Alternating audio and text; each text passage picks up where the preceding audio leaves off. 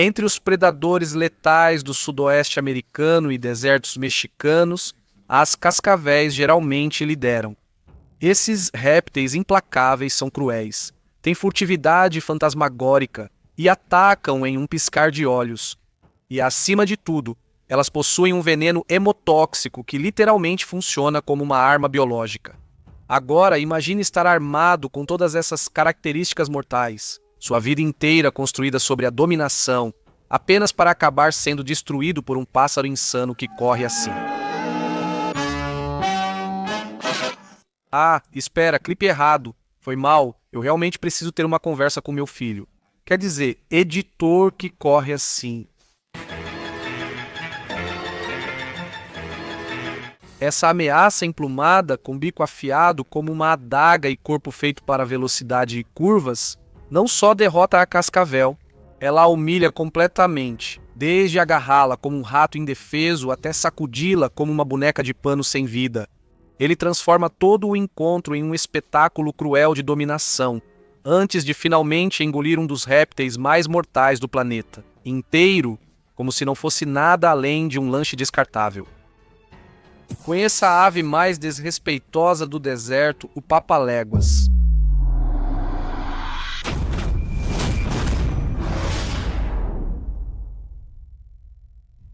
Um bando de codornas bica o asfalto à beira da estrada, parecendo calmas e despreocupadas.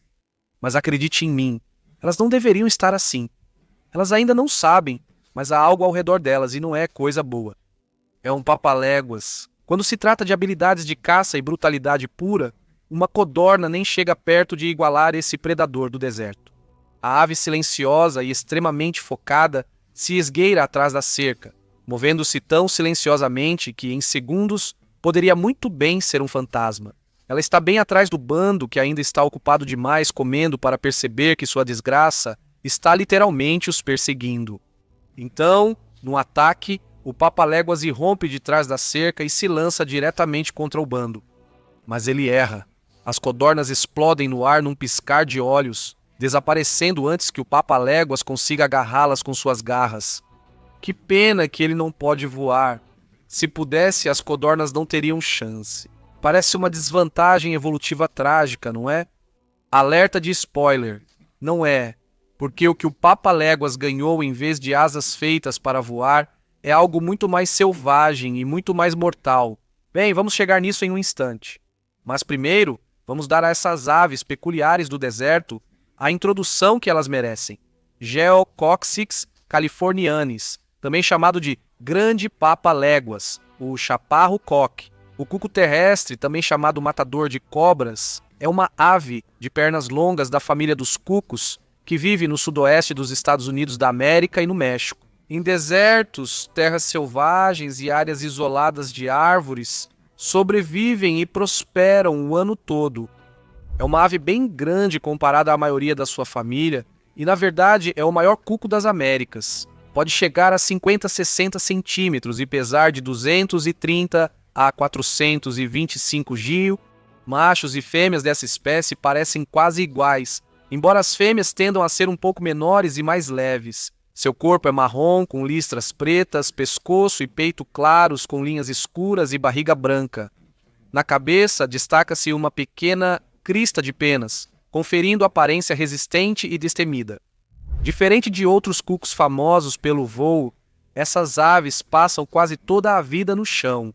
Essa é a característica mais marcante deles e o que lhes dá o nome de papaléguas. Isso ocorre porque sua anatomia não tem a quilha do externo desenvolvida, que ancora os músculos peitorais essenciais ao voo das aves. Por isso, os papaléguas têm músculos peitorais pequenos e asas curtas e arredondadas, fortes o suficiente apenas para mantê-los no ar por alguns segundos de cada vez. Mas eles também aproveitam isso.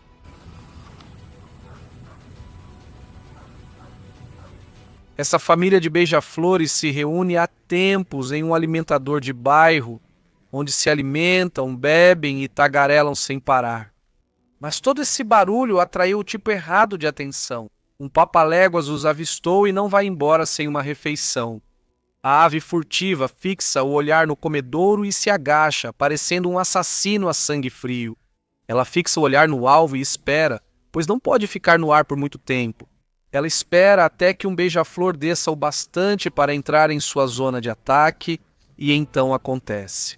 O predador sobe rapidamente, captura o beija-flor no ar e o engole inteiro como uma fera implacável.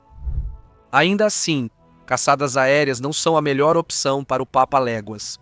A limitação de voo é uma desvantagem compensada pela natureza, com pernas longas e musculosas que terminam no que são chamados de pés zigodátilos, enquanto suas pernas facilitam muito o sprint e a corrida. Os pés zigodátilos, com 2 dedos apontando para frente e 2 para trás, formam uma estrutura de pé em forma de X, que dá à ave um equilíbrio e controle incríveis enquanto faz isso. Além disso, seu corpo leve e aerodinâmico corta o ar com pouca resistência. A longa cauda emplumada funciona como um sistema de direção embutido, agindo como o leme de um avião ou navio. Ela ajuda a ave a frear, estabilizar e fazer curvas fechadas, sem perder impulso, adicionando ainda mais potência. O papa-léguas corre com a cabeça e a cauda paralelas ao chão. Com essa configuração, ele pode atingir uma velocidade máxima de 42 km por hora, quase tão rápido quanto o ser humano mais veloz, e muito mais rápido do que a média das pessoas. Isso faz dele não apenas a ave terrestre mais rápida que também pode voar, mas um dos caçadores mais implacáveis da região. Isso significa, de insetos e aranhas mortais, como viúvas negras e tarântulas, a escorpiões, lagartos, centopeias, camundongos, esquilos e vários tipos de cobras. Nem mesmo as cascavéis com venenos letais conseguem escapar dela. A cascavel diamante se enrola, sibila e chacoalha o guizo, entrando em modo de ataque total para afastar o galo corredor que se aproxima. A serpente venenosa ataca repetidas vezes, desferindo golpe após golpe, mas o galo corredor tem reflexos que são simplesmente brutais. Ele desvia de cada ataque com precisão, usando suas pernas longas para saltar. Em poucos instantes, a serpente começa a se cansar, e é aí que o galo corredor vira o jogo. Com seu bico forte e curvado, ele golpeia a cabeça da serpente repetidas vezes, abrindo feridas profundas. Então, em um movimento feroz, ele agarra a serpente no meio do ataque, pega-a pela cabeça e a arremessa contra as pedras abaixo, quebrando ossos e dominando um dos répteis mais mortais do deserto.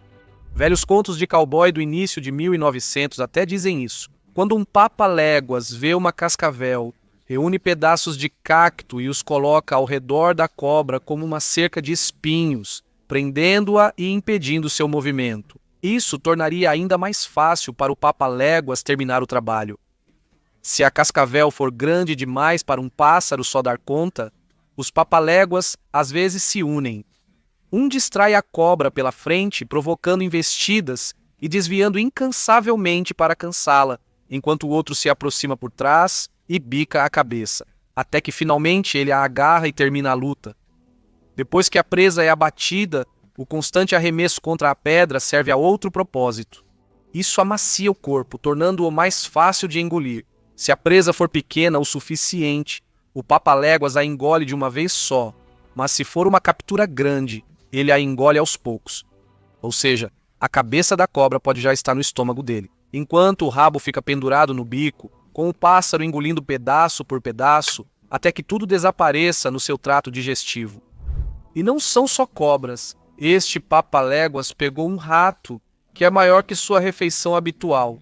O pássaro cruel pressiona o rato com movimentos bruscos do pescoço, enquanto o rabo da vítima fica pendurado em seu bico. Assustador nem começa a descrever isso. Além de caçar animais, os papa-léguas também comem nozes e sementes. Como a água é escassa em seu habitat desértico, eles retêm líquidos dos alimentos para se manterem hidratados nas condições áridas. Além disso, os papa-léguas têm uma pequena área de pele nua logo abaixo do queixo que eles agitam como um leque, para liberar calor sob sol forte. Mas o calor extremo não é o único desafio do deserto. Quando o sol se põe, a verdadeira ameaça passa a ser o frio. Os papa-léguas se escondem atrás de pedras ou vegetação densa para bloquear o vento. Quando a manhã chega, eles se esticam no chão por 2 a 3 horas, de costas para o sol nascente, para aquecer os órgãos internos novamente. Jovens, os papaléguas vivem sozinhos nos primeiros anos. Ao atingirem 2 ou 3 anos, eles encontram um parceiro e formam um vínculo duradouro. Ao contrário de muitas aves e animais, eles não acasalam só para ter filhotes. O acasalamento também funciona como um momento de vínculo, meio parecido com o que os humanos fazem durante o namoro.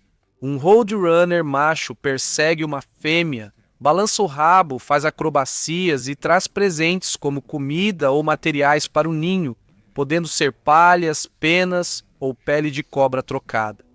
Depois do acasalamento, o casal constrói seu próprio ninho ou toma conta de um ninho abandonado, geralmente de aves como corvos ou sabiás, onde eles põem de 3 a 6 ovos e os protegem por cerca de 20 dias até que eles choquem.